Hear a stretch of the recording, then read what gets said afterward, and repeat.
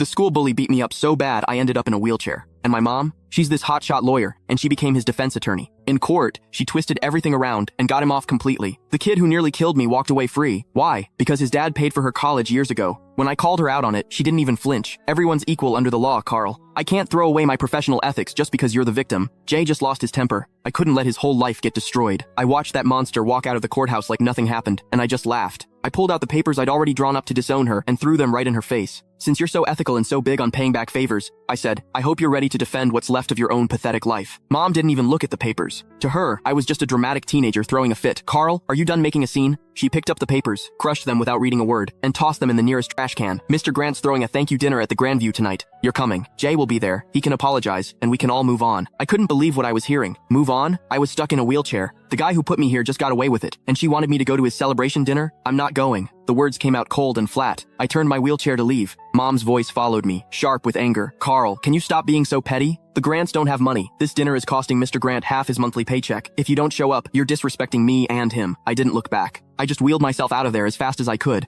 getting away from that suffocating courthouse. Outside, the bright sun made me dizzy. Dad's car was parked at the curb. He saw me and rushed over, looking nervous and worried. Carl, what happened? Did they convict him? Looking at this man, who's been a doormat his whole life, I felt completely helpless. He got off. Not guilty. Dad just stood there with his mouth hanging open. How could? Your mom said it was just a formality. She said she'd get Jay a suspended sentence at most. How did he get acquitted? I laughed bitterly. Dad, your wife is a star lawyer. When she wants someone to walk, they walk, even if that person broke her own son's leg. Dad wrung his hands, clearly stressed. But she must have her reasons. That Mr. Grant guy really did help her. Stop. I cut him off. Take me to the hospital. I'm not going home. Dad hesitated, glancing back at the courthouse. Well, your mom just texted. She says we need to go straight to the Grandview. She said if we don't show, she'll cancel my credit card. I looked at him, 50 years old, and he lives like a dog. Mom controls every penny. He doesn't even dare talk back to her. Then you go. I pulled out my phone and called a wheelchair-accessible Uber. I'll get there myself. Carl, don't do this. Dad reached for me, but I pushed his hand away. Dad, if you still think of me as your son, don't go to that dinner. If you go, don't bother visiting me again. The car showed up. The driver helped me in.